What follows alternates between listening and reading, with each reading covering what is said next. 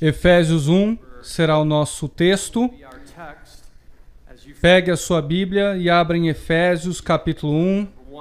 Nós vamos ler os versos 3 e seguintes, nesse argumento longo feito pelo apóstolo Paulo. Nós não vamos ler todo, mas vamos ler o ponto focal sobre eleição nesses primeiros versos, à medida que damos o contexto do que ele quis dizer nessa primeira sessão. Efésios capítulo 1, verso número 3 diz: Bendito Deus e Pai de nosso Senhor Jesus Cristo, o qual nos abençoou com todas as bênçãos espirituais nos lugares celestiais em Cristo, como também nos elegeu nele antes da fundação do mundo, para que fôssemos santos e irrepreensíveis diante dele em amor. E nos predestinou para filhos de adoção por Jesus Cristo, para si mesmo, segundo o beneplácito de sua vontade, para louvor da glória de sua graça, pela qual nos fez agradáveis a si no amado. Essa manhã vou pregar sobre a doutrina da eleição. Vocês podem se sentar. Oremos. Pai Celestial, te agradecemos pelo privilégio de podermos nos reunir nessa conferência maravilhosa. Oramos para que tu abençoes o nosso tempo juntos, à medida que cantamos o Evangelho, oramos o Evangelho, pregamos o Evangelho. Oramos para que tu inundes a nossa alma de alegria, gratidão e ações de graça pela graça que nos deu. Sim, a graça que nos deu pelo teu Filho. Oramos para que tu fortaleças as igrejas locais durante essa conferência. Oramos para que entendamos o conjunto da salvação e a sua ordem salvadora, que fortalece as igrejas locais para a sua glória. Pedimos assim. Amém. Imagine que você está dentro de um barco no oceano. Você olha para o lado e vê um grande iceberg que tem um grande pico para fora da superfície da água.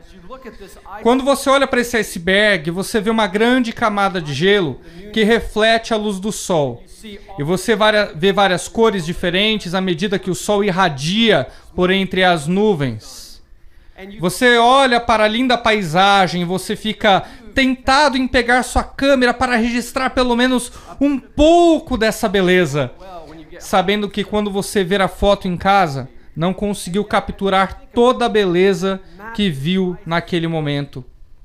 Quando você pensa nesse pico de iceberg saindo para fora da superfície, vamos parar e pensar sobre o que está debaixo da superfície, indo mais profundamente do que está acima da superfície,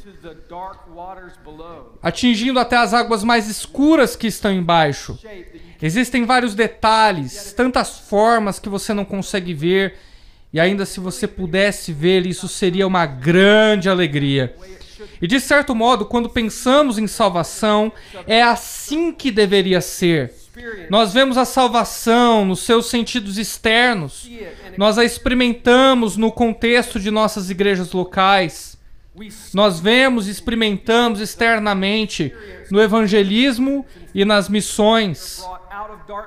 No contexto de nossas famílias e amigos que saíram das trevas e vieram para a maravilhosa luz de Cristo. E ainda quando paramos para considerar o que estamos vendo, nós vemos a resposta, as pessoas clamando o nome do Senhor, vemos o que está por fora, em tempo e espaço. Mas quando paramos e pensamos sobre a salvação, existe mais do que externalidades. Quando você volta no tempo e percebe o que foi colocado naquela hora, quando a pessoa crê no Evangelho, é surpreendente. Quando pensamos em tudo que Deus realizou para nos trazer garotos, rapazes, moças e homens a crer no Evangelho de Jesus, se arrependendo de seus pecados, quando confiam apenas em Cristo para a salvação, isso é surpreendente. E quando pensamos em salvação, é assim que deveria ser. Temos a palavra de Deus que está diante de nós, que nos dá os detalhes do que aconteceu na eternidade passada. Temos a palavra de Deus que registrou a história da salvação, de Gênesis a Apocalipse. Nós temos a palavra de Deus que é infalível, inerrante, autoritativa e suficiente. Ela nos revela essa grande história da salvação, no passado, no presente e no futuro.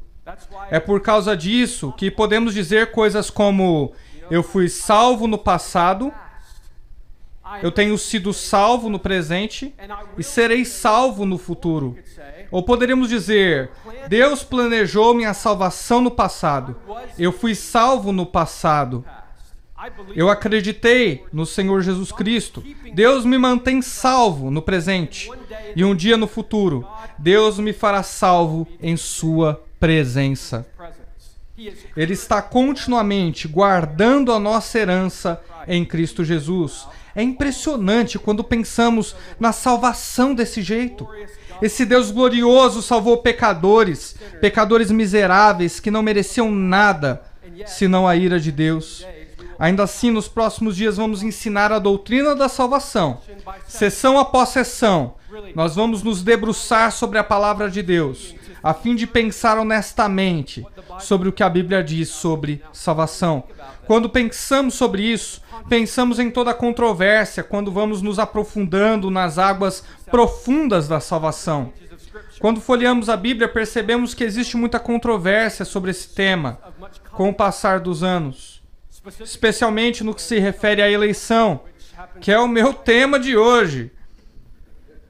Mas ao invés de pensar em maneiras de afiarmos as nossas espadas para defendermos a eleição ou guerrearmos, lutarmos pela predestinação ou lutarmos por essa história maravilhosa de redenção, talvez devêssemos fazer o mesmo que o apóstolo Paulo fez em sua carta para a igreja de Éfeso: encorajar para ficarem firmes no Senhor, ter um coração engajado no trabalho missionário.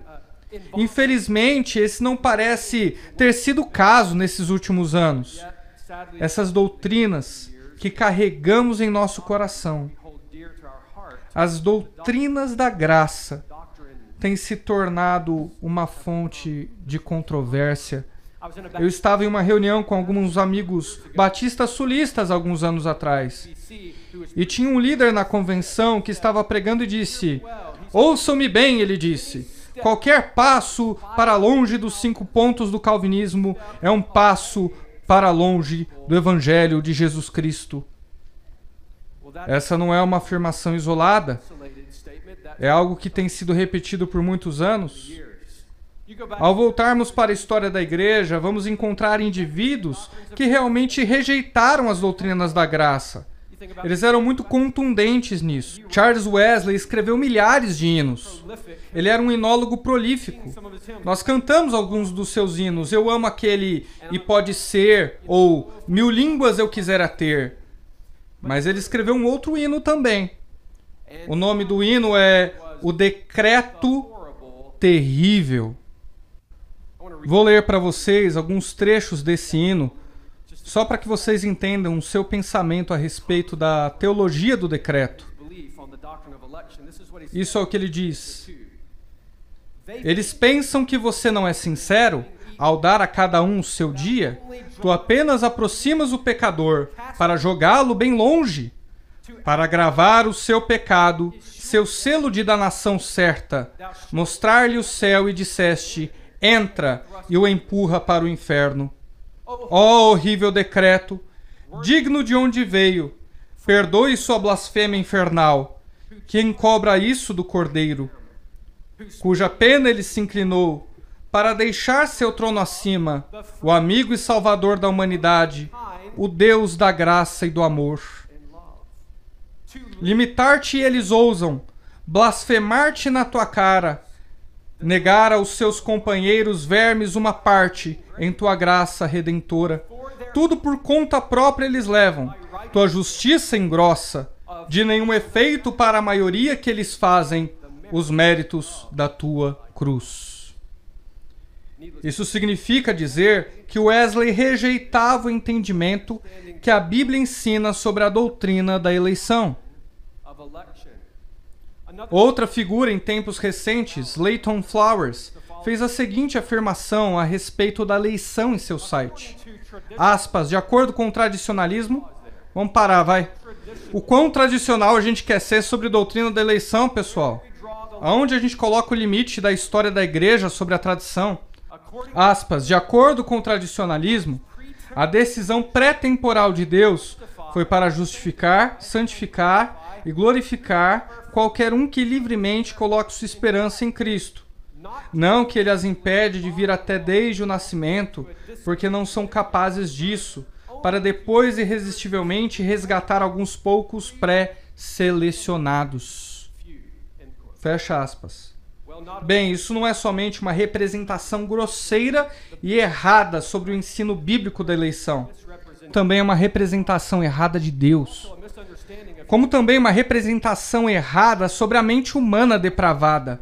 No entanto, à medida que nós pensamos sobre essa importante doutrina que afirmamos, que atinge os nossos corações, oriunda das páginas da Escritura, nós precisamos ter em mente que ela foi escrita para uma igreja na cidade de Éfeso. Nós precisamos lembrar que se tratava de uma cidade impiedosa. Paulo escreve para uma igreja que ele amava. É dito que Éfeso foi estabelecida como o portal da Ásia. Era literalmente a feira das vaidades do mundo antigo. Era uma cidade impiedosa que estava cheia de negócios, esportes. Eles tinham um ginásio com capacidade para 25 mil pessoas. Idolatria também tinha o seu espaço, o templo da prostituição. O templo de Artemis estava lá. Era uma cidade vil. Paulo escreve para a igreja na cidade de Éfeso para encorajá-los na fé, fortalecer suas convicções no que diz respeito à doutrina da salvação. Quando pensamos nisso, precisamos entender que Paulo escreve essa carta considerando a realidade de que bem no início, depois dos cumprimentos da carta, ele mergulha de cabeça no fundo da piscina, se você quiser colocar assim, na doutrina da eleição, que mostra como nós deveríamos discipular as nossas igrejas hoje. Quando pensamos nisso, também deveríamos nos lembrar da realidade de que quando Paulo escreve essa carta, ele não estava escrevendo para um grupo de teólogos, ele não se dirigiu aos acadêmicos, ele não estava escrevendo com o propósito de estabelecer uma tese para um debate moderado. Ele estava escrevendo para uma igreja local na cidade de Éfeso, para fortalecê-los e encorajá-los em sua salvação. Em nosso estado humano, caído e limitado, por vezes nós somos tentados a rebaixar a soberania de Deus a categorias que não afetem a nossa liberdade. E é por aí que nós vamos. Claro, e é aí que nós pervertemos a teologia bíblica. Nós precisamos estar conscientes sobre a realidade de que sem a soberania de Deus não temos criação. Sem a soberania de Deus não existe nascimento virginal. Sem a soberania de Deus não existe justiça santa. Sem a soberania de Deus, Satanás não é derrotado. Sem a soberania de Deus não existe salvação de pecadores impenitentes. Precisamos ter consciência disso. Nós precisamos ser gratos pelo fato de que Deus nos salvou por graça, ao invés de obras. Porque se fosse por obras, não haveria razão para celebrarmos nos próximos dias. Nós precisamos ser gratos pelo fato de que Deus interviu. Deus não é somente soberano, Ele é soberano sobre cada fator existente. Você fala com pessoas nos círculos evangélicos hoje, e eles são muito livres e à vontade em afirmar que Deus é soberano sobre as estrelas, soberano sobre a lua e sobre as feras do campo, peixes do mar. Ele é soberano sobre essas coisas todas. Mas quando você fala sobre ser soberano sobre pecadores malditos e depravados, de repente vira debate. Vamos ver o que a palavra de Deus diz aqui nesse texto em Efésios capítulo 1, nos versos 3 e 4. Nós veremos que Deus escolheu nos abençoar. E nos versos seguintes, nós vamos ver que Deus predestinou-nos para nos amar. Note o que o verso diz no versículo 3. Encontramos palavras maravilhosas. Bendito Deus e Pai de nosso Senhor Jesus Cristo, o qual nos abençoou com todas as bênçãos espirituais nos lugares celestiais. Agora, entenda, se você estudar essa carta, você vai perceber que os versos 3 a 14 são uma única frase bem longa. Então, para todos os jovens presentes que ainda estão no colegial, ou aqueles que talvez estejam no seminário, você realmente não gostaria de imitar a forma com que o apóstolo Paulo escreve aqui, nessa sessão de abertura. Não. Seria o que chamamos de sentença de longa duração. Mas por que é tão longa? Os teólogos debatem a razão. Alguns sugerem que seja porque quando ele começou a escrever essa carta para a igreja da cidade de Éfeso, ele ficou tão impressionado, ele ficou tão alegre com o conhecimento da salvação, pensando em como Deus o salvou naquela estrada de Damasco, como um terrorista, no seu caminho para aterrorizar a igreja em Damasco. E ainda assim, foi naquela estrada para Damasco que Deus o humilhou. Deus o debilitou. Ele o prostrou. Então ele clamou o nome do Senhor que o estava chamando. E quando ele pensou sobre todos os detalhes a respeito da salvação, de como ele foi chamado das trevas para a maravilhosa luz de Deus, ele ficou tão feliz que começou a se regozijar. Ele não conseguia se conter, ele queria encorajar a igreja. Um comentarista chamou essa sessão de um portão maravilhoso para a epístola. Outros chamam de corrente dourada de muitos elos. E realmente são, quando percebemos que essas verdades são todas especificamente projetadas em uma ordem correta para disponibilizar a nossa salvação através do nosso Deus Trinitário. Deus o Pai, Deus o Filho, Deus o Espírito Santo. Quando você lê a sessão, todas as três pessoas estão envolvidas na salvação de pecadores depravados para a glória de Deus. Perceba nas palavras de abertura a respeito da glória da eleição. Bendito Deus e Pai de nosso Senhor Jesus Cristo. Para aí, existe uma doxologia. Louvado seja Deus por nos salvar. Ele deveria ser adorado por nos salvar. Mas se você continuar lendo, diz o seguinte: que nos abençoou. Nós precisamos louvar a Deus porque Ele nos abençoou. Ele é digno de ser bendito. Ele é digno de glória. É digno de adoração. Então, quando pensamos sobre o louvor doxológico, novamente, teologia e doxologia estão sempre unidos e precisamos ter isso em mente. Perceba que a base da nossa bênção está em Cristo. Deus nos abençoou em Cristo. E de novo vemos como ele revela a redenção em Cristo nos versos seguintes também. Então vemos essa bênção. A esfera da bênção diz respeito aos lugares celestiais. Em outras palavras, que a graça flui de cima e vem para baixo para nós. Deus é transcendente. Deus é santo. Está acima de nós. Está mais exaltado que a gente. É a graça que flui de Deus para pecadores caídos. Mas note também o significado dessa escolha, ou especificamente o significado de eleição, como vista aqui nesse texto, como definida na palavra. Diz no texto que ele nos escolheu nele antes da fundação do mundo. Ele nos escolheu. Ele nos escolheu. Eklegomai. No grego significa pincelar, selecionar. Isso é o que a palavra é. Charles Spurgeon disse assim uma vez: nenhuma doutrina de toda a palavra de Deus foi alvo de maior ódio por parte da humanidade do que a verdade da absoluta soberania de Deus. Quando as pessoas pervertem a doutrina da eleição, devemos lembrar o que essa carta nos revela. Precisamos nos debruçar sobre a palavra de Deus para perceber que quando Paulo ele escreve isso, ele não está falando para a cidade de Éfeso. Ele não está falando para um clube de Éfeso. Ele não está falando para o templo de Artemis que está em Éfeso. Para quem ele escreve? Para a igreja, para os salvos. Então, no contexto em que ele escreve para os salvos, escrevendo para a eclésia, ele mostra à igreja Cristo antes da fundação do mundo. Essa é uma doutrina fundamental. que abrange toda a Escritura.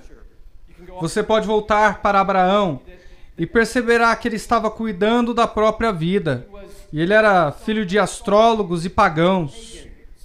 Quando você pensa em como Deus o escolheu, o selecionou para estabelecer uma aliança com ele, isso por si próprio mostra desde logo nas Escrituras que não existe essa ideia de que nós escolhemos a Deus. Deus que escolheu Abraão. Você vai em toda a Bíblia e você vê gente dizendo que não quer saber dos detalhes da salvação. Eu só quero que alguém pregue o Evangelho. Bom, qual deles? Porque se a gente verifica o Evangelho de João, em João 15:16, não fostes vós que me escolheram, mas eu vos escolhi para irem e darem fruto, e fruto que permaneça. Percebe? Eu vos escolhi. João 6,44 é muito claro ao afirmar que ninguém pode vir até mim se o Pai não me enviar. Quando você estuda a palavra enviar, você percebe que não tem nada a ver com a vontade do homem, mas é uma capacitação de Deus. Ele muda a nossa vontade e nos atrai a si mesmo. Que linda verdade é essa! Quando pensamos na controvérsia em relação à eleição, as pessoas pensam, bom, isso não é justo. Não queremos entrar no jogo do que é justo diante de Deus. Porque quando a gente joga o jogo do que é justo, então todos vão para o inferno. 1 Tessalonicenses capítulo 1, versos 4 a 5. Sabendo, amados irmãos, que a vossa eleição é de Deus. 2 Tessalonicenses 2,13. Damos graças a Deus por vocês, porque Ele os elegeu desde o princípio para a salvação.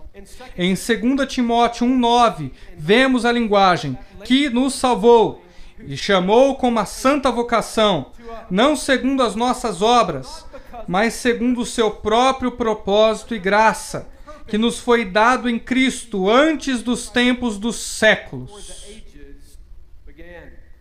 João Calvino disse, se nossa fé não é enraizada na eleição incondicional de Deus, é certo que o diabo a pode roubar a cada minuto. Colossenses 3,12. Revesti-vos, pois, como eleitos de Deus, santos e amados, de entranhas misericórdias, de benignidade, humildade, mansidão e longanimidade. 1 Coríntios 1, 27 a 29. Se você está lutando contra o orgulho e a arrogância na fé, se tem algum calvinista na jaula entre nós hoje, abra sua Bíblia em 1 Coríntios, capítulo 1, verso 27, e mergulha aí. Mas Deus escolheu as coisas loucas desse mundo para confundir as sábias. E Deus escolheu as coisas fracas desse mundo para confundir as fortes. E Deus escolheu as coisas vis desse mundo e as desprezíveis e as que não são, para aniquilar as que são, para que nenhuma carne se glorie perante Ele. 1 Pedro, capítulo 1, versos 1 e 2. Pedro, apóstolo de Jesus Cristo, aos estrangeiros eleitos. 1 Pedro, capítulo 2, verso 9. Mas vocês são geração eleita, o sacerdócio real. 1 Pedro, capítulo 5, verso 13. A vossa coeleita em Babilônia vos saúda. Vez após vez, quando folheamos a Escritura, nós encontramos a doutrina da eleição, claramente ensinada em toda a Escritura. E de novo, olhamos para a palavra de Deus e vemos, nas páginas das Escrituras, fazemos uma pergunta sincera. Nós nos perguntamos como Deus nos escolheu e como nossos nomes estão escritos no livro da vida do Cordeiro.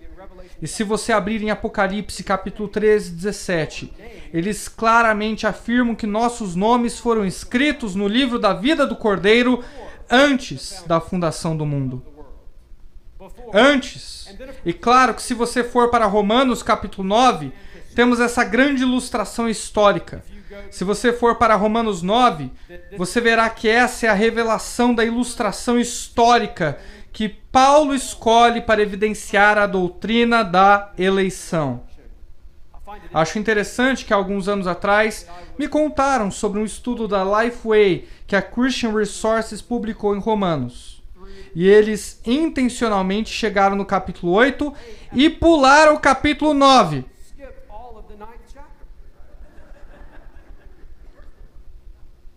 Bom, não vamos entrar nos assuntos da nossa convenção agora. Veja o que a Bíblia diz em Romanos 9, versos 10 ao 13.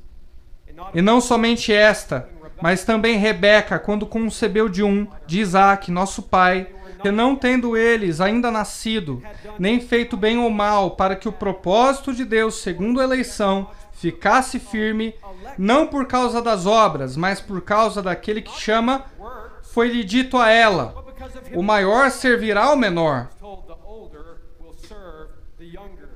Como está escrito, o que é uma citação agora. Amei a Jacó e odiei a Esaú. De novo vemos essa palavra eleição. Uma grande ilustração da qual o apóstolo Paulo nos leva e mostra a obra de Deus na obra da eleição. Você pode voltar ao capítulo 25 de Gênesis para ver o contexto histórico. E pode perceber que o que Deus disse a ela, 2 nações estão em seu ventre, e existe 2 povos em você. Serão divididos, um será mais forte que o outro, e o maior servirá o menor. Esaú era um macho alfa, caçava, ele era o favorito do pai. Jacó, por outro lado, era o bebezinho da mamãe. Passava muito tempo com a mãe. E houve divisão entre os irmãos, obviamente. E também percebemos que Jacó era um ladrão, um estelionatário. Então, por lógica, quando olhamos para os 2 indivíduos, a gente pensa, bem, se a gente for escolher por mérito, a gente deveria ficar com Esaú. Mas Deus escolheu Jacó e rejeitou a Esaú. Especificamente, a Bíblia diz que ele odiou a Esaú. O profeta Malaquias nos dá um lembrete óbvio. Em Malaquias 1, 2 e 3. Eu vos tenho amado, diz o Senhor, mas vós dizeis, em que nos tem amado? Aqui está a resposta. Não era Esaú irmão de Jacó? Vamos prestar atenção em como as palavras são colocadas na Escritura. Estão lá em uma ordem específica, uma pergunta específica em um propósito específico para demonstrar a magnitude da graça de Deus. Se você voltar para Deuteronômio, capítulo 7, claro, entendendo que Israel surgiria por esse escolhido, você pode ir para Deuteronômio, capítulo 7, e veremos nos versos 7 e 8. Você verá com que base Deus escolheu Israel. O Senhor não tomou prazer em nós, nem vos escolheu, porque a vossa multidão era mais do que a de todos os outros povos, porque vocês eram em menor número do que os outros povos, mas porque o Senhor vos amava, e para guardar o juramento que fizera a vossos pais. O Senhor vos tirou com mão forte, vos resgatou da servidão, da mão de Faraó. Você percebe? Essa ideia de que Deus está de antemão vendo quem o escolherá, quem colocará sua fé nele. A Bíblia corta a árvore dessa ideia até a raiz. Jacó foi amado e Esaú odiado. A graça soberana não é baseada em obras, não é baseada em tradição, nem em lógica. A eleição é baseada na vontade livre e soberana de Deus e sua escolha somente. Lutero diz, não foi pelos méritos de Jacó e Esaú, mas aquele que o chamou. Paulo está afirmando que não foi por causa do poder dos méritos do livre-arbítrio. E ele prova que eles não escolheram. Mas Jacó foi escolhido em detrimento de Esaú, pela graça daquele que o chamou. Lembre-se de novo do comentário em Romanos 9, no verso 16. Então não depende da vontade do homem, mas de Deus que é misericordioso. Em Romanos 9, 18. Então ele tem misericórdia de quem quiser e endurece a quem quiser. Romanos 9 é uma ilustração poderosa da amorosa eleição divina.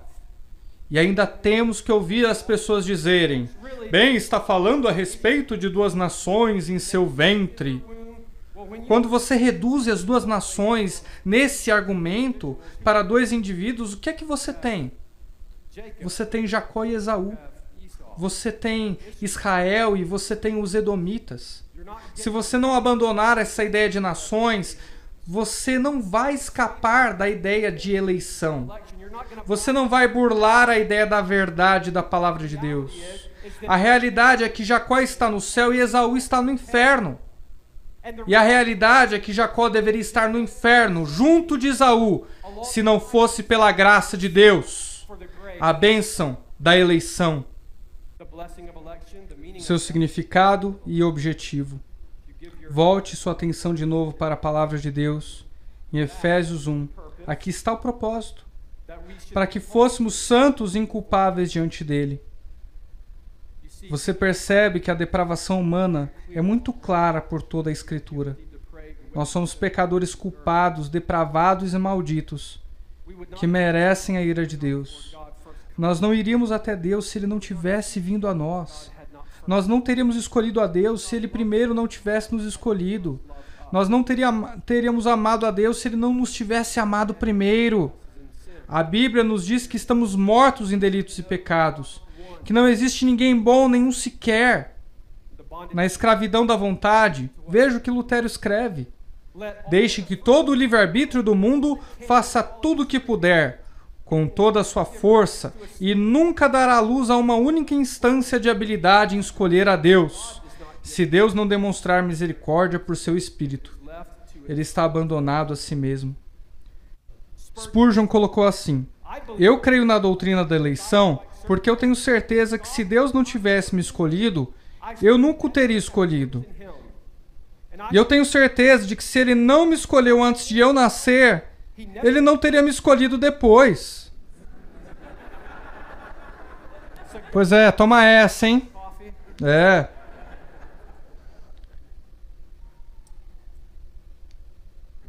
E Ele deve ter me escolhido por razões desconhecidas a mim, porque eu nunca encontraria razões em mim do porquê Ele olharia para mim com amor especial. O que a doutrina da eleição incondicional faz por nós? Ela nos leva a nos humilharmos, não nos exaltarmos.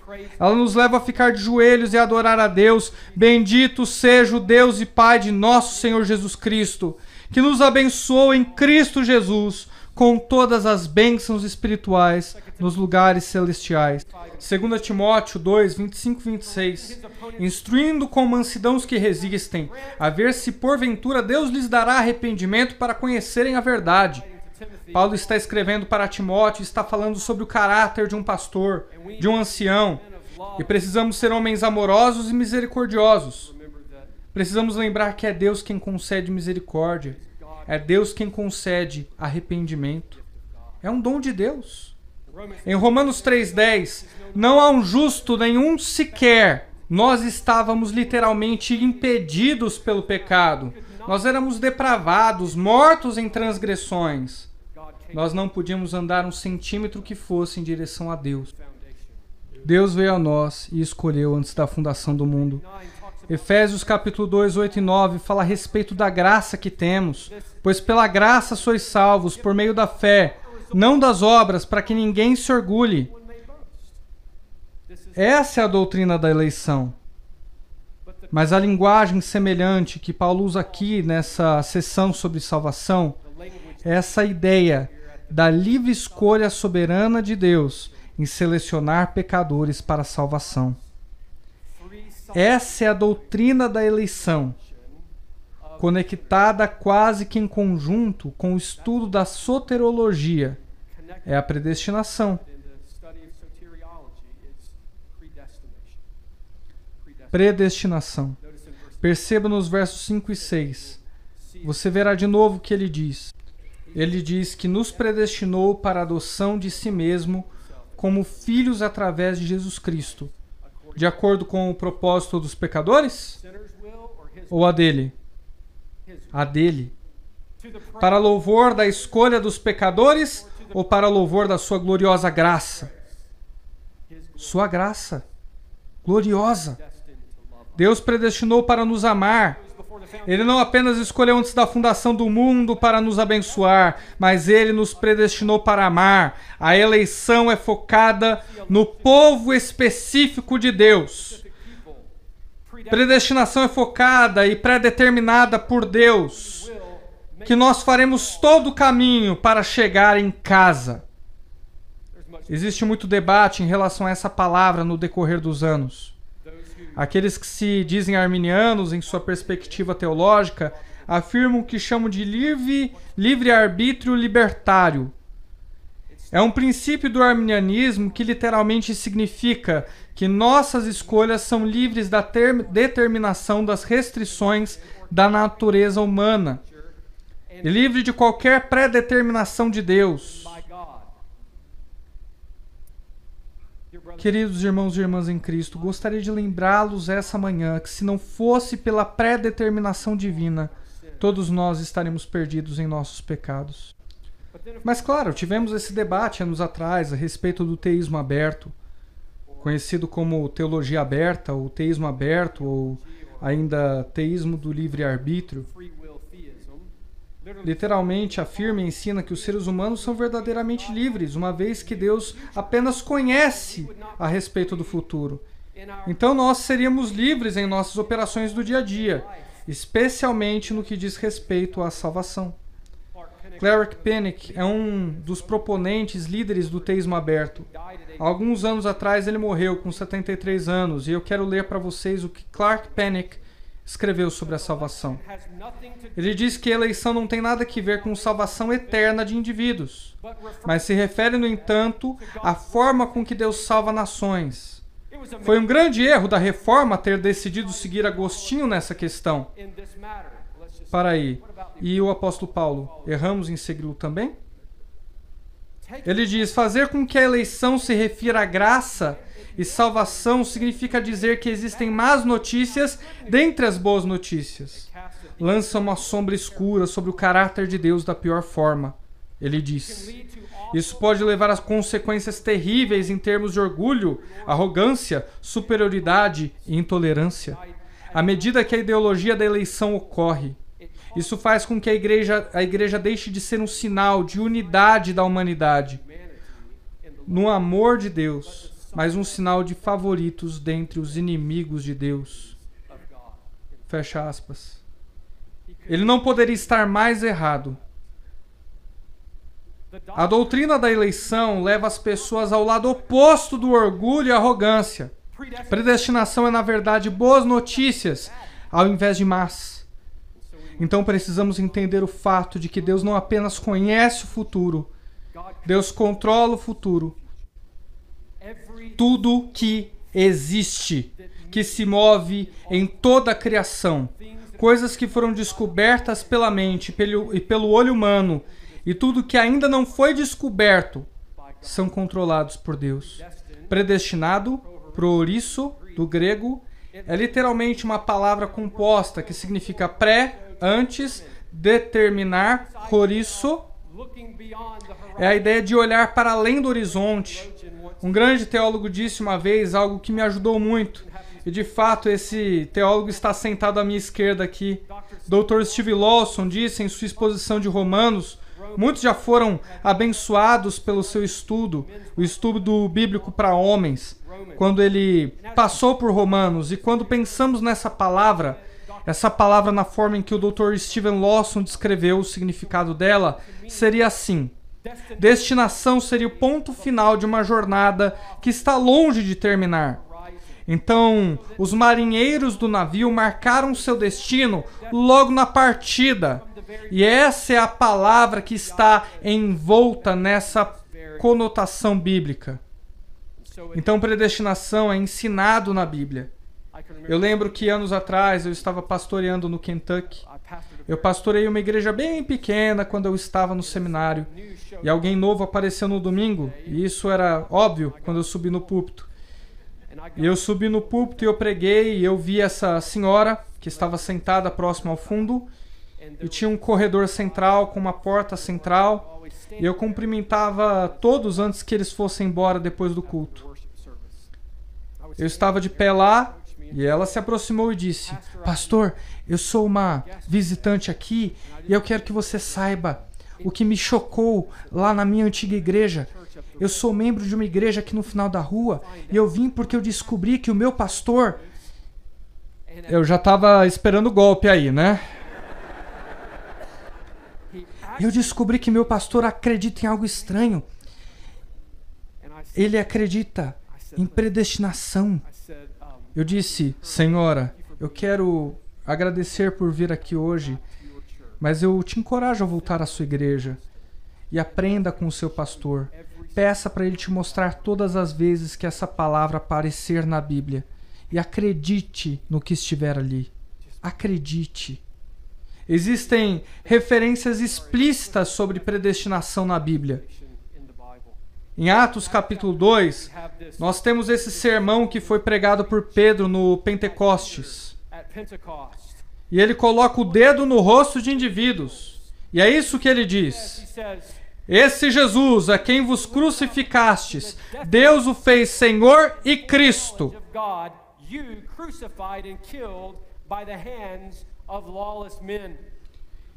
Então você tem os planos malignos de pecadores e você tem o plano pré-definido de Deus, colocados juntos em um único verso, em um sermão. Como também achamos essa palavra prorisso, plano definido, fazer algo determinado. Isso é exatamente o que vemos acontecer aqui. E mesmo assim, com frequência, as pessoas estão olhando para a salvação na perspectiva errada. Homens indo a Deus, ao invés de Deus vir aos homens. Anos atrás, eu estava treinando o time de futebol do meu filho. E eu treinei o time dele por alguns anos. Ele era um garoto jovem naquela liga. E na última temporada, nós ganhamos o campeonato. Nós estávamos lá no campo em um determinado jogo. E um dos nossos zagueiros estava no campo. E o atacante adversário deu um passe. E nosso zagueiro interceptou a bola. Ele atravessou o campo e matou a bola. Então, tipo, a defesa estava desse lado aqui. E tem a zona final. E os adversários estavam desse lado. E tem outra zona final aqui. E nosso zagueiro pegou a bola aqui. Aqui, ó. E ele precisava correr pelo meio para fazer um gol. Ele pega a bola, olha para todo mundo dos dois lados e vê um campo aberto e decidiu: eu vou correr para essa direção. E meu assistente começou a se animar, a balançar os braços, e todo mundo foi à loucura.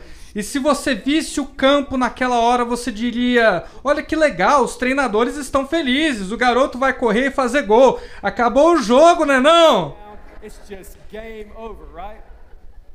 Ele viu o treinador na linha lateral e achou que tinha feito alguma coisa errada. Ele hesitou e pegaram a bola dele.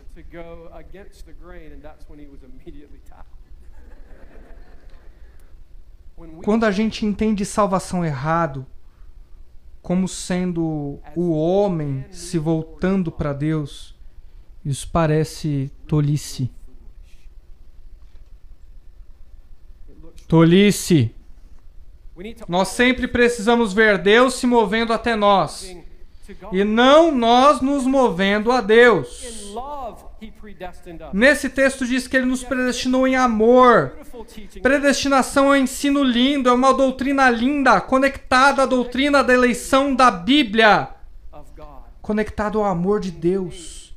Em Romanos 8:29, nessa corrente dourada da salvação, ele diz: porque os que dantes conheceu, também os predestinou para serem conformes à imagem de seu Filho.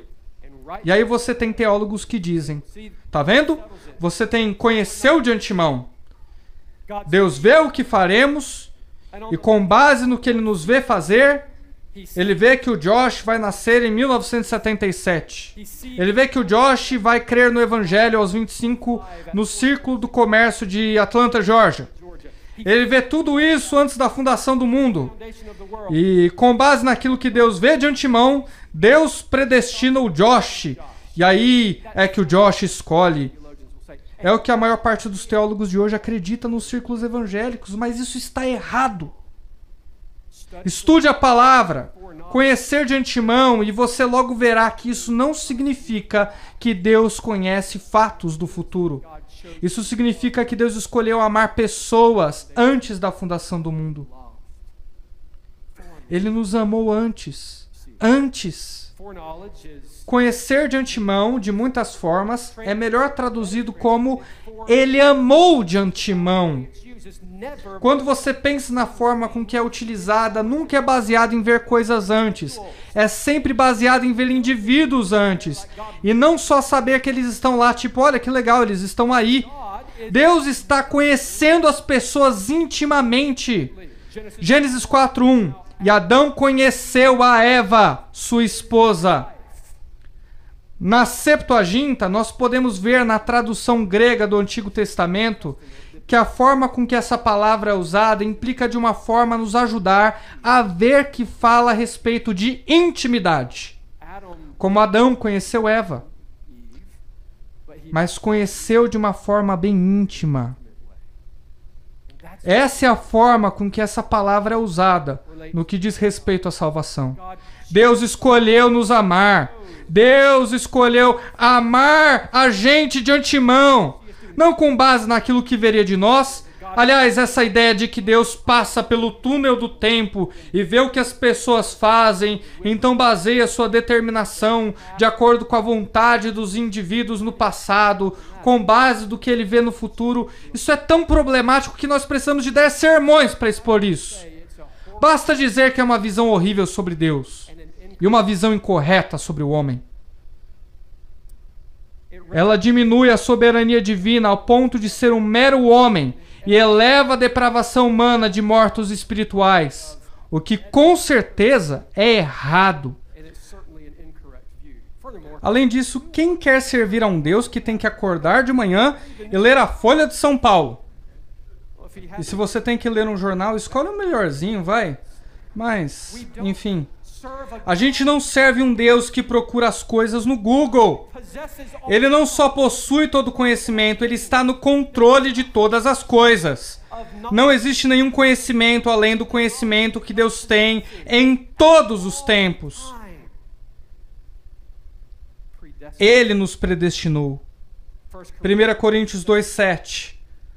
Mas falamos a sabedoria de Deus, oculta em mistério, a qual Deus ordenou antes dos séculos para a nossa glória. Predestinação é ensinada na Bíblia. Está relacionada ao amor de Deus.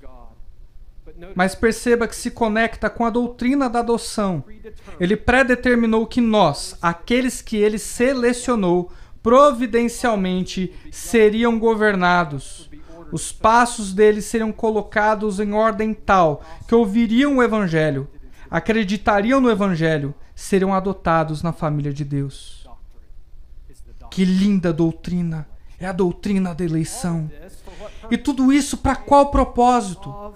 Para o louvor da sua glória. Para o louvor da sua glória. Jonathan Edwards diz: aqueles que recebem a salvação lhes são atribuídas graças soberanas somente, para dar todo o louvor a Ele que os diferencia dos demais. Em toda essa sessão, vimos que a ênfase é colocada em Deus e não no homem. Deus escolheu 4, Deus predestinou 5, Deus nos adotou 6, Deus nos deu 6, Deus perdoou 7, derramou graça 7 e 8, Deus fez conhecer a sua vontade, verso 9, Deus propôs, verso 9, Deus incluiu 13, Deus nos separou 13. Você vê isso? Deus mostrou aos crentes que estavam na cidade de Éfeso que Ele escolheu essa igreja das trevas para trazê-la à luz maravilhosa da graça de Deus. Tudo para louvor da sua glória e louvor da sua graça. Augustus Toplady foi um unólogo que tinha uma posição muito diferente da de Wesley nessa questão. Ele disse assim: se nós resumíssemos a evidência que nos foi dada, nós encontraríamos o fato de que o arminianismo veio da Igreja de Roma e nos joga para o fundo do poço que fomos tirados. Toplady escreveu um hino intitulado Quão Grande Bênção Divina. Eu quero ler esse hino maravilhoso para você. Quão vastos são os benefícios divinos que nós em Cristo possuímos. Somos redimidos da culpa e da vergonha e chamados à santidade. Mas não por obras que fizemos ou faremos no futuro. Deus decretou aos homens pecadores a salvação para conceder. A glória, Senhor, do começo ao fim, é devida somente a Ti. Nada para nós mesmos, não ousamos tomar ou roubar de Ti a sua coroa. Nosso glorioso Fiador encarregou-se de satisfazer-se pelo homem, e a graça nos foi dada nele antes que o mundo existisse. Essa é a Tua vontade, que em Teu amor sempre permaneçamos. Que a terra e o inferno não prevaleçam para desviar a Tua palavra. Ninguém, senão a raça escolhida, alcançará o céu. Participe na terra da graça proposta e então com Jesus reine. Louvado seja Deus pela doutrina da eleição e pela graça salvadora de Deus. Quando estudamos sobre a doutrina da eleição, se ela nos leva a ficar brigando na internet, então não estamos estudando a doutrina da eleição de maneira apropriada. Quando estudamos a doutrina da eleição, se nós percebemos nos orgulhando pelo nosso grande conhecimento, então não entendemos a doutrina da eleição divina. Ele nos escolheu, nos salvou. Salmo 115:1. Não a nós, Senhor, não a nós, mas ao Teu nome da glória, por amor da Tua benignidade e da Tua verdade. Um grande teólogo estava no fim da vida, em seu leito de morte. Um aluno seu estava ao seu lado e havia sido seu pupilo a vida inteira. O tinha visto expor a profundidade da salvação, soteriologia, doutrina da eleição, predestinação e a expiação limitada. Ao pé de sua cama, ele disse ao seu professor: quando você pensa em todas as coisas que aprendeu na palavra de Deus, o que te dá mais esperança nesse momento? E com lágrimas no rosto, o aluno achou que ele ia ouvir algo apaixonante sobre a expiação limitada. O professor disse: Jesus me ama. Eu sei disso, porque a Bíblia me diz. Ela me diz. E Deus predeterminou salvar o seu povo em Cristo antes da fundação do mundo. Irmãos e irmãs, portanto, meus amados irmãos, sede firmes e constantes, sempre abundantes na obra do Senhor, sabendo que o vosso trabalho não é vão no Senhor.